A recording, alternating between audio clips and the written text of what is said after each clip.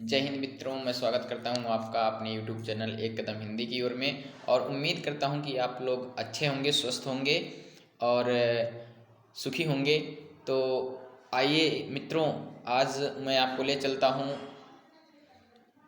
आज 1 नवंबर है और नए महीने की शुरुआत हुई है 2022 में।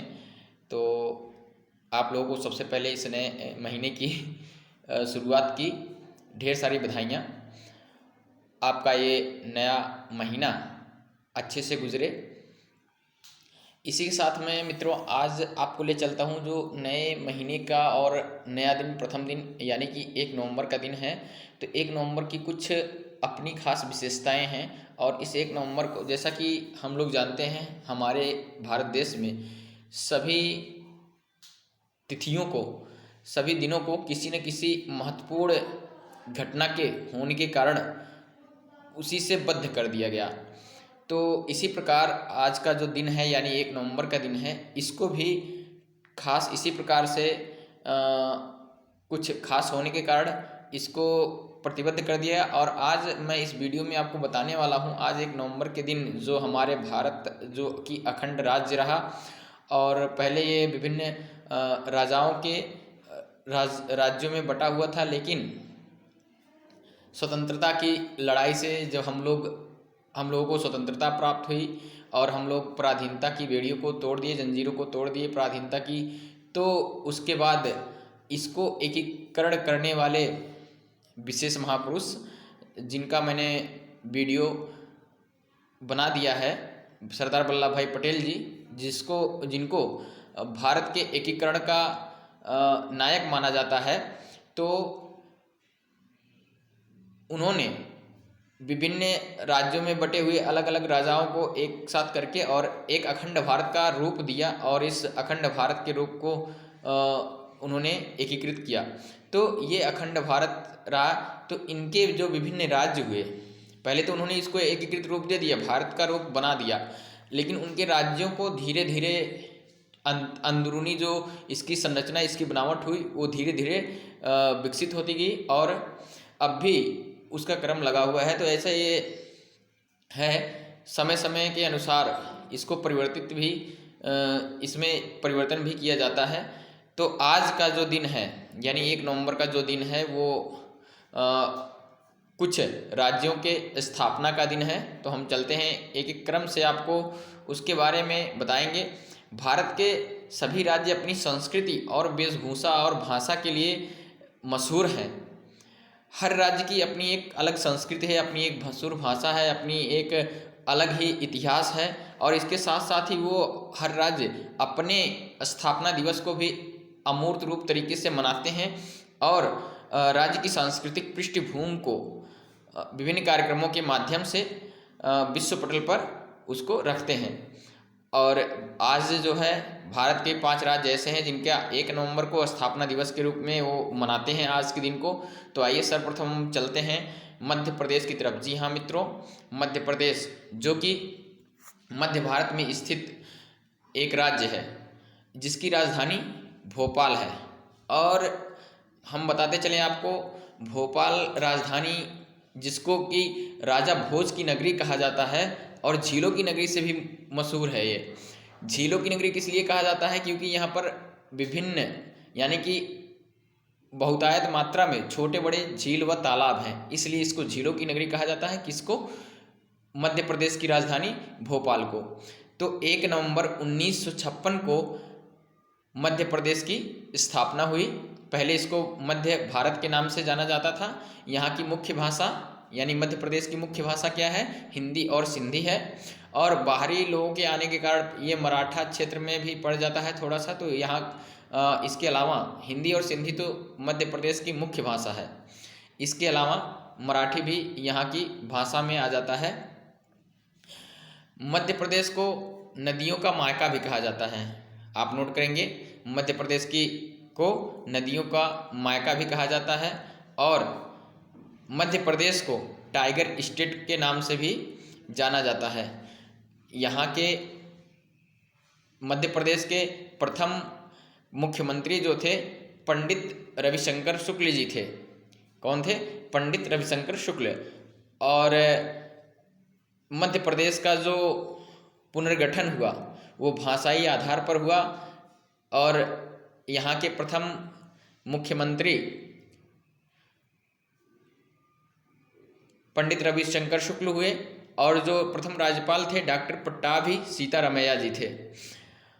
तो मित्रों, मध्य भारत में होने के कारण मध्य प्रदेश को भारत का हृदय भी कहा जाता है, हार्ट ऑफ इंडिया। कौन सा राज्य है, कौन सी कैपिटल है, वो है मध्य प्रदेश। तो ये तो रहा मध्य प्रदेश की जानकारी। अब हम दूसरे राज्य पे चलते हैं जो कि हरियाणा है। जी हाँ दोस्तों, हरियाणा मध्य प्रदेश हो गया और दूसरा राज्य क्या है, हरियाणा। यानी हरियाणा की स्थापना 1 नवंबर 1966 को हुई थी। हरियाणा राज्य की स्थापना 1 नवंबर 1966 को हुई थी। यह भारत के उत्तर भाग में पड़ता है, यह भारत के उत्तर भाग में पड़ता है। और हरियाणा जिसकी राजधानी चंडीगढ़ है, यह राज्य अपने वैदिक सभ्यता और सिंधु घाटी सभ्यता का मुख्य निवास स्थान है। इसके लिए बहुत ही प्रसिद्ध है। इस क्षेत्र में यानी हरियाणा प्रांत में विभिन्न ऐतिहासिक लड़ाइयाँ भी लड़ी गई हैं, जिसमें से हमारा महाभारत का युद्ध बहुत ही मशहूर रहा है, जो कि कुरुक्षेत्र के मैदान में लड़ा गया। यहाँ पर ये महाभारत महाकाव्य का ऐतिहासिक लड़ाई यहाँ पर हुई थी। और यहाँ की मुख्य भाषा लोग हरियाणवी रूप से बोलते हैं। तो मित्रों, ये रहा हमारा हरियाणा प्रदेश। हरियाणा प्रदेश की स्थापना 1 नवंबर 1966,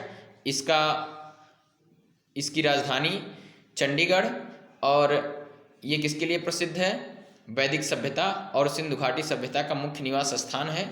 और यहाँ पर जो सबसे ऐतिहासिक लड़ाई हुई महाभारत की। अब हम लोग चलते हैं तीसरे राज्य, यानी कि तीसरा राज्य हमारा 1 नवंबर को जो अपना स्थापना दिवस मनाता है, कर्नाटक 1956, 1 नवंबर 1956 में भी कर्नाटक की स्थापना की गई। और कर्नाटक दक्षिण एवं पश्चिम भारत में पड़ने वाला एक राज्य है।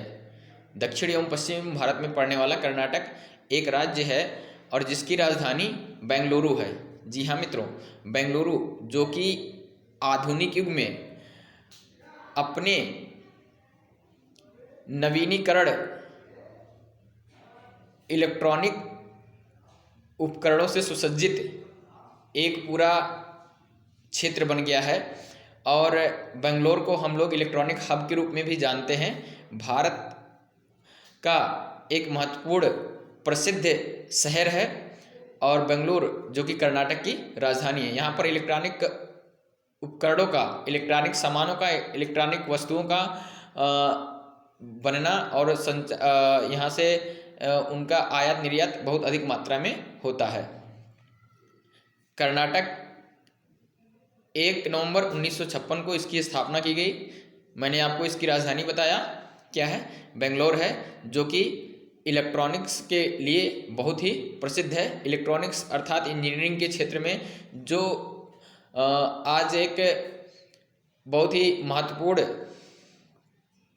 भूमिका निभा रही है अपना हमारे विभिन्न प्रकार के कार्यों को सरल करने में, तो उसके लिए ये प्रसिद्ध है। पहले जो है कर्नाटक को मैसूर नाम से जाना जाता था। किसके नाम से? मैसूर नाम से जाना जाता था। 1973 में इसका नाम बदल करके कर्नाटक कर दिया गया। कर्नाटक को कर्नाटक भी कहा जाता था और यहाँ की जो मुख्य भाषा है वो कन्नड़ भाषा है। कर्नाटक की मुख्य भाषा कन्नड़ भाषा है। और यहाँ इसको जो कर्नाटक को 1973 में किया गया, इसका पहले नाम क्या था? मैसूर था। मैसूर जो बहुत प्रसिद्ध है, यहाँ भी अनेक लड़ाइयाँ हुई हैं। और कर्नाटक में देखा जाए तो नारियल की खेती अधिक पाई जाती है। यहाँ मुख्य रूप से गर्मी रहती है। यहाँ पर पूरे वर्ष लोग धान की खेती करते हैं और ये हरियाली से भी सुसज्जित और पर्यटन के लिए भी महत्वपूर्ण स्थान है कर्नाटक। जी मित्रों, मैंने आपको कर्नाटक के बारे में बता दिया। 1 नवंबर 1956 को कर्नाटक राज्य की स्थापना हुई। इसकी राजधानी बेंगलुरु है, जो कि इलेक्ट्रॉनिक के लिए बहुत ही प्रसिद्ध है, और यहाँ की मुख्य भाषा कन्नड़ है। और इस राज्य को पहले मैसूर नाम से जाना जाता था। और ये यहाँ अनेक ऐतिहासिक लड़ाइयाँ यहाँ भी हुई हैं। और ये मुख्य रूप से पूरे वर्ष चावल की खेती करता है, और यहाँ पर नारियल भी अधिक मात्रा में पाए जाते हैं। ये हरियाली से सुसज्जित एक राज्य है भारत का, और ये पर्यटन के लिए भी बहुत ही महत्वपूर्ण स्थान अपना रखता है। आइए अब हम चलते हैं चौथे राज्य की तरफ, जो कि 1 नवंबर को ही अपना स्थापना दिवस मनाता है। 1956 को 1 नवंबर को स्थापना किया गया किसकी? केरल की। केरल राजधानी, जो कि भारत के एकदम दक्षिण छोर पर स्थित है। तो केरल जो है, केरल की राजधानी तिरुवनंतपुरम है। केरल की राजधानी तिरुवनंतपुरम है, जिसको त्रिवेंद्रम भी कहा जाता है। और केरल की जो मुख्य भाषा है वो मलयालम है। यहाँ केरल में हिंदू मुसलमान और होने के साथ साथ ही ईसाई भी अधिक मात्रा में हैं। या भारत की दक्षिण पश्चिमी सीमा पर जो अरब सागर है और सह्याद्री पर्वत श्रृंखलाओं के बीच में स्थित एक बहुत ही सुंदर भूभाग है।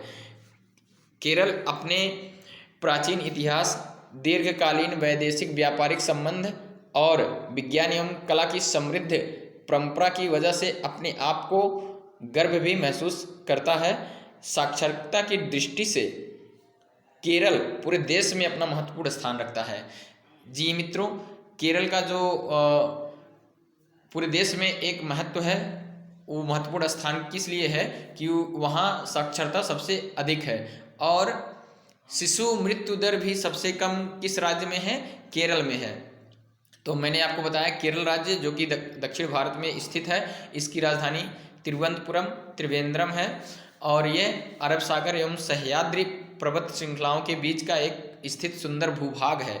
यहाँ साक्षरता सबसे अधिक है पूरे देश में, इसलिए इसका महत्वपूर्ण स्थान है, और शिशु दर भी यहाँ कम है। तो मैंने आपको चौथा राज्य बताया, जो कि 1 नवंबर 1956 को स्थापित किया गया, केरल। अब आते हैं हम अपने पांचवें राज्य की तरफ, यानी कि जो कि 1 नवंबर 2000 को स्थापित किया गया। वो कौन सा है? छत्तीसगढ़। जी मित्रों, आपने सही सुना, छत्तीसगढ़। आइए छत्तीसगढ़ के बारे में जानते हैं। छत्तीसगढ़ क्या है? छत्तीसगढ़ मध्य भारत में ही मध्य प्रदेश से ही सटा हुआ एक राज्य है छत्तीसगढ़। यहाँ की राजधानी क्या है? यहाँ की राजधानी रायपुर है। छत्तीसगढ़ की राजधानी क्या है? रायपुर है।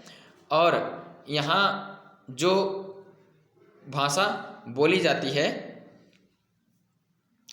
छत्तीसगढ़ में, वो लोग अपने वहाँ की विभिन्न प्रकार की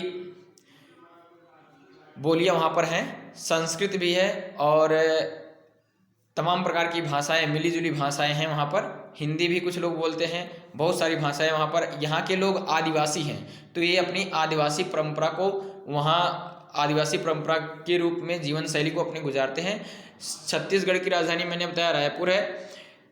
यह एकमात्र ऐसा भारत का राज्य है जो कि संपूर्ण संसाधनों से सुसज्जित है और सभी राष्ट्रों को बिजली, कोयला और इस्पात प्रदान करता है। छत्तीसगढ़ भारत में 2 ऐसे क्षेत्र हैं जिनका नाम विशेष कारणों से बदल दिया गया। प्रथम कौन था? प्रथम तो मगध, जो कि बौद्ध बिहारों के अधिक होने के कारण मगध का नाम क्या रख दिया गया? बिहार रख दिया गया। और दूसरा था दक्षिण कौशल। यहाँ पर ऐसी मान्यता है कि छत्तीसगढ़ों को ये अपने में समाहित करता था। कौन? दक्षिण कौशल। इसलिए इसका नाम बदल करके छत्तीसगढ़ रख दिया गया, जो कि एकदम मध्य प्रदेश से सटा हुआ है और झारखंड से भी लगता है। तो मित्रों, ये रही आज की यानी 1 नवंबर की स्थापना दिवस। किन किन राज्यों को मनाया जाता है? 5 राज्यों को स्थापना दिवस के रूप में मनाया जाता है। प्रथम है मध्य प्रदेश, दूसरा है हरियाणा, और तीसरा है कर्नाटक, चौथा है केरल, और 5वां जो है हमारा छत्तीसगढ़। मित्रों, ये वीडियो मैंने हिंदी में बनाया। जो हमारे हिंदी में मित्र लोग हमारे देखते हैं, उनके लिए ये वीडियो अति महत्वपूर्ण है। आप लोग ऐसे ही हिंदी में जानकारी लेने के लिए, वीडियो देखने के लिए आप लोग जुड़े रहिए। अपने इस चैनल इसके साथ साथ ही हम आपको और भी सारी जानकारियाँ देते हैं, कौन सा दिवस किस दिन मनाया जाता है।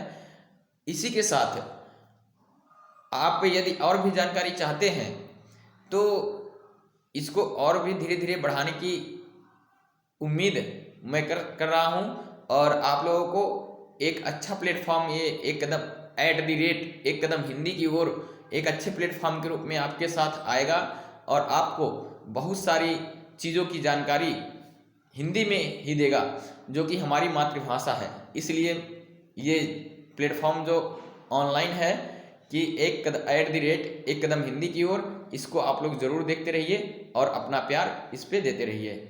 जय हिंद दोस्तों, फिर मिलते हैं ऐसे ही किसी अच्छे वीडियो के साथ। तब तक के लिए जय हिंद।